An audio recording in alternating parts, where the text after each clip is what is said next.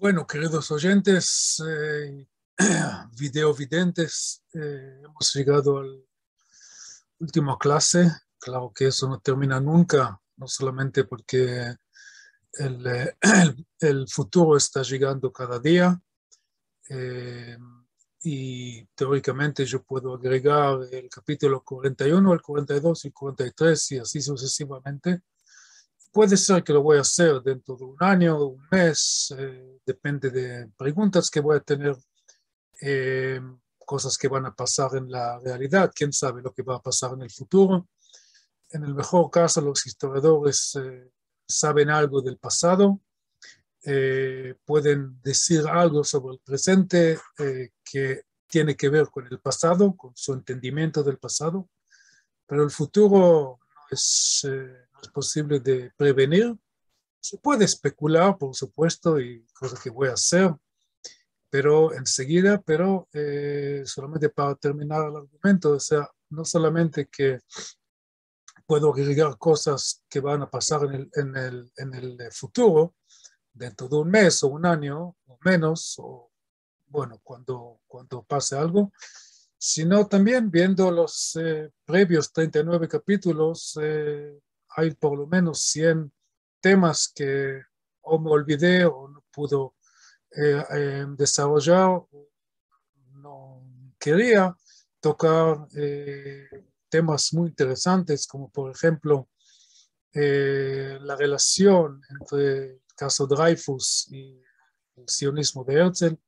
No había nada de relación. El proyecto de Uganda, que para muchos judíos y para también gente simpatizantes del sionismo, también está mal entendido históricamente, como si en algún momento Herzl estaba pensando de cambiar el rumbo del sionismo en lugar de Eretz Israel a Uganda, y con eso evitar el conflicto con los árabes, etcétera, etcétera, etcétera. No, eso no tiene que ver dos veces, de dos aspectos. Uno, un aspecto es que Herzl nunca intentaba de cambiar Eretz Israel por otro territorio, y la segunda cosa es que el problema que tienen los árabes, ya expliqué eso en la clase anterior, tiene muy poco con el sionismo y con la realización de Israel. Israel es un pretexto para evitar que los árabes mismos desarrollen su forma de entender su lugar en el mundo moderno. Todavía no lo han decidido. Cuando llegan a esta polémica, normalmente llega la violencia y la exclusión o la inclusión, y por eso no, es imposible encontrar ni un Estado árabe que tiene una democracia como la gente, no necesariamente como en Dinamarca o en Finlandia, por lo menos en mitos, porque estos países tampoco gozan de una democracia perfecta. No existe la perfección cuando tiene que ver con el ser humano, solamente el Dios es perfecto y sus ángeles, y según mi conocimiento como historiador, ellos no participan de una forma directa en la historia humana. Por ende, la historia humana es cuestión de los humanos, y ya que los árabes son humanos y no son perfectos, pueden llegar a una democracia no tan perfecta como de Finlandia o de Holanda o de Dinamarca o de Alemania, pero que va a ser una democracia mucho mejor de lo que ellos llegaban hasta el momento en su historia en los últimos 100 años o últimas generaciones. Otro tema que no toqué, por ejemplo, es el hecho que mientras los alemanes, los nazis y los alemanes, o sea, los nazis alemanes o los nazis ocupando Alemania, bueno, no vamos a entrar a este tema. Por no ser racista, yo no puedo pensar que todos los alemanes son iguales, y sabemos que el nazismo, para llegar al poder, tuvo que matar y eliminar sus rivales dentro del pueblo alemán. Por ende, es obvio que habían también alemanes que eran antinazis. Pero bien, lo que quiere decir es que mientras los nazis estaban exterminando el pueblo judío, los británicos estaban colgados o dedicados a su política de permitir la entrada en estos años 40, 41, 42, 43, 44, entrar a Palestina solamente 15.000 judíos por año. Eso depende también de una burocracia. Y cuando ya en el mundo entienden en el año 41 o 42 que los nazis y sus ayudantes están exterminando el pueblo judío, entonces ahí acercan los líderes sionistas a los británicos, le dicen, dale, por favor, si podemos permitir estos 75.000 en un golpe, porque habían muchísimos judíos que estaban en la frontera, por ejemplo, con la frontera con Turquía, y Turquía, que era neutral en la Segunda Guerra Mundial, dijo que cada refugiado, en este caso judío, que entra de un lado, digamos, por ejemplo, de la frontera con Bulgaria, otro judío, otro refugiado tiene que salir del otro lado. En este caso sería a Siria y de ahí recién a Palestina. Y los británicos rechazaban totalmente la demanda judía, dijeron que una cosa es la Segunda Guerra Mundial y otra cosa es el libro blanco, y el pretexto que ellos usaban es que los árabes no permiten la entrada de estos 75.000 y eso va contra nuestra política. Entonces, ¿por qué hay que mencionar eso? Porque la historia tan complicada y tan amarga de toda esta época tiene que ver con moralidad. Y hoy en día, en realidad, los árabes están tocando la cuerda de la moralidad. Entonces, vale la pena recordar de vez en cuando la postura que tenían los árabes también en relación a la Shoah de los judíos, porque ellos suelen decir que ellos no tienen absolutamente nada que ver. Y es otra mentira, porque cuando el ejército de Alemania estaba avanzando en el desierto del oeste, o sea, desde el punto de vista de Egipto, es decir, el ejército de Alemania estaba acercando a Egipto y de ahí ya son 200 kilómetros más, ya llegan a Palestina. Entonces los árabes acá estaban muy contentos esperando que los alemanes van a llegar y van a eliminar los asentamientos judíos. Bueno, de todo eso no toqué, no hablé y solamente para mencionar que hay muchísimo más y cada uno de ustedes que tenga interés y no encuentra una fuente suficiente en la página web, distintas páginas web que están, y hay muchos, empezando por Wikipedia y de ahí ir a enlaces externos. Bueno, cada uno que quiera hacer cualquier tipo de comentario, de pregunta, me puede mandar, ya saben, el email mío. Y en los 11 minutos que me quedan, voy a hablar de dos cosas. Del pasado muy, muy cercano, que en realidad es la actualidad. Voy a mencionar los acuerdos de Abraham y ya mencioné la cosa más importante que tienen estos acuerdos, que en sí mismos son importantes para ambos lados. Ambos lados van a aprovechar cultural y económicamente más que todo, pero más allá de una ventaja económica que sin duda hay, porque puede haber un intercambio muy interesante entre Israel y los Emiratos y Marruecos y Sudán y Dubái, eso es obvio, pero más allá es un hito fundamental. No se puede exagerar la importancia de estos acuerdos porque rompen el paradigma que hasta hoy está aceptada entre muchos israelíes, judíos, sionistas, todo bien. O sea, no estoy hablando de los judíos antisemitas o los judíos que están ayudando al BDS. Hay también este tipo de enfermos, existen, no hay que negar, pero estoy hablando de gente que realmente identifican con el sionismo, con el Estado de Israel, y siguen pensando lo que era obvio en los últimos 50 años, digamos, desde la guerra de 67, desde la guerra de los 6 días, que con el la aparición de un liderazgo genuino, entre comillas o no entre comillas, de la OLP, del lugar que ocupó la OLP en la opinión pública en el mundo. Por ejemplo, el famosísimo Arafat fue un visitado especial en la Asamblea General de la ONU en 1974. Él hizo un discurso allá con su revólver dentro de la sala de las Naciones Unidas, ¿no? Impresionante, ¿no? Y con su cafía, con la forma de Palestina entera, con Jordania. Y ahí vendió sus mentiras común y corrientes, que cuando llegaron los judíos hace 130 años, encontraban un país súper desarrollado y los judíos llevaron a todo, cuando todo el mundo sabe que Palestina, o sea, ¿no? Y lo llamaba Palestina en la época de los otomanos, fue un territorio totalmente abandonado con casi cero de infraestructura, con un nivel de pobreza, 90% de la población que era muy poca, 350,000, algo así, 90% eran todo el tiempo enfermos, son cólera o enfermedad de los ojos.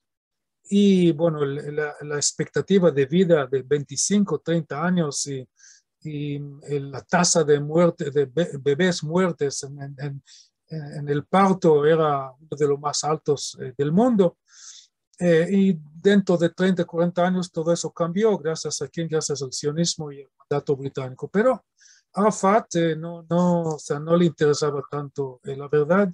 Él no fue ni historiador ni nada por el estilo. Él tenía un papel de vender las palabras o las ideas de los palestinos. Entonces, dentro de este contexto, cuando hasta el presidente Jimmy Carter, mucho más tarde va a venir otro Jimmy Carter, conocido como Barack Obama, en ambos casos ellos fueron, digamos, los personajes más importantes en la política internacional por ser los presidentes de los Estados Unidos. Entonces, ellos eran también dos personas que su cosmovisión tenía que ver o sea, en los asuntos de la situación en el mundo. No estoy hablando de la economía norteamericana o del Medicare o este tipo de cosas que son muy importantes, pero no, me refiero al Medio Oriente y la política internacional. En ambos casos ellos tenían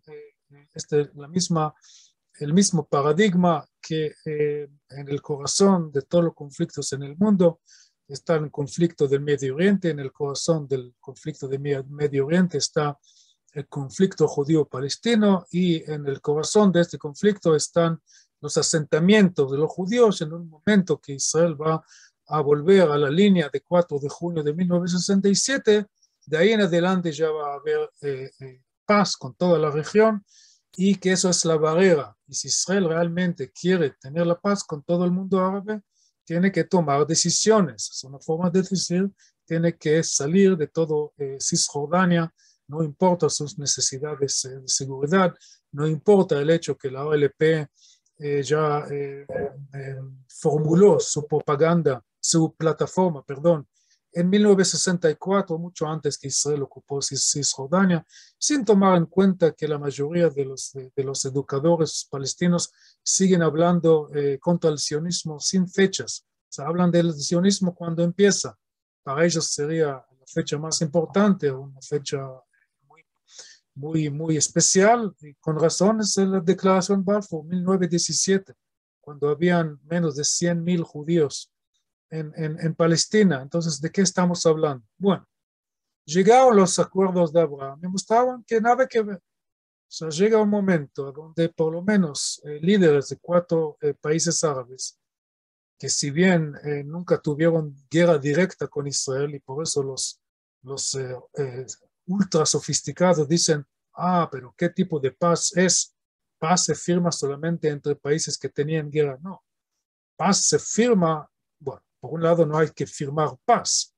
Si no hay conflicto, ¿para qué hay que formar el conflicto para resolverlo? Cuando no hay conflicto, cuando los pueblos están respetando uno, la existencia del otro. Entonces, según mi conocimiento, no hay un acuerdo de paz entre España y Portugal. Bueno, en algún momento Portugal era parte de España, pero en los últimos 200 años, digamos, yo no conozco ningún acuerdo de paz entre España y Portugal, y acá hablan portugués, acá hablan español, y bueno, ¿qué tipo de relaciones estos dos países tienen? De amistad, de intercambio, de respeto mutuo, eso es la idea. Eso es la idea. Entonces, el conflicto que tenían Dubái o el Emiratos o Sudán o Marruecos con Israel tenía que ver con este paradigma. Israel ocupó el lugar de los palestinos y por eso hay que o eliminar todo Israel o por lo menos hacer que Israel vuelva a las líneas sagradas, entre comillas, del 4 de junio de 1967. Y de repente aparecen líderes que dicen, no, no tiene nada que ver. Si bien el conflicto entre los judíos y los palestinos es un conflicto importante, nosotros tenemos nuestros intereses, nuestros entendimientos, y por eso los acuerdos de Abraham son tan importantes, tanto en sí mismo como, un símbolo de la caída de la muerte, para decir algo dramático, de este paradigma que en realidad no tiene absolutamente nada que ver con la realidad, sin hablar del hecho que ya tenemos Israel y Egipto tienen paz desde 1979, Israel tiene la paz con Jordania desde 1994. Entonces, las cosas son cambiables.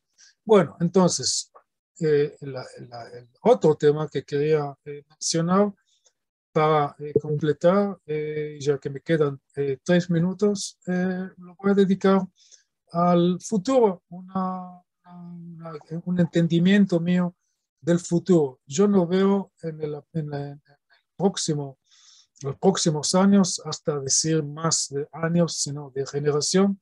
En el próximo generación no hay ningún señal por un cambio de verdad. O sea, cambio de verdad es como acuerdos de Abraham, un liderazgo palestino que diga, sí, nosotros reconocemos totalmente el pueblo judío, su existencia, su derecho, su estado, etcétera, etcétera, etcétera.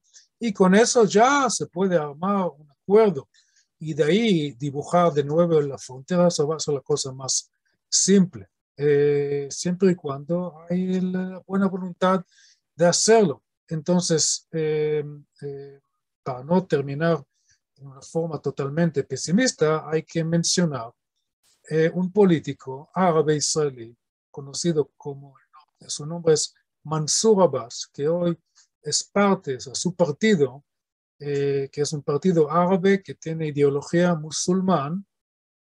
Sorpresa, sorpresa, él forma parte de la coalición de Israel hoy en día. Estamos hablando, en este momento estamos en el 2 de enero de 2022. Entonces, nadie sabe lo que va a pasar mañana. ¿Okay? Es muy fácil hacer que este gobierno caiga. Si pasado mañana empieza una guerra entre Israel y el Hamas son los hermanos musulmanes, y Mansour Abbas está comprometido con esta ideología, entonces él va a estar en una situación muy difícil de seguir siendo parte de un gobierno que está peleando contra sus hermanos palestinos que también ven el Islam igual como él, porque él es muy religioso. Pero él hace 2 semanas salió en una conferencia oficial, filmada y grabada, no en una discusión interna secreto que alguien por casualidad escuchó. No, él en una conferencia oficial declaró que Israel es un Estado judío y va a seguir siendo un Estado judío y que llegó el tiempo de reconocerlo tal cual como es. Y claro que sus compañeros del sector árabe, la mayoría, le decían de todo, que es un traidor, que cómo puede ser, que es un la única cosa que le interesa es el poder, porque es parte del gobierno, etcétera, etcétera, etcétera.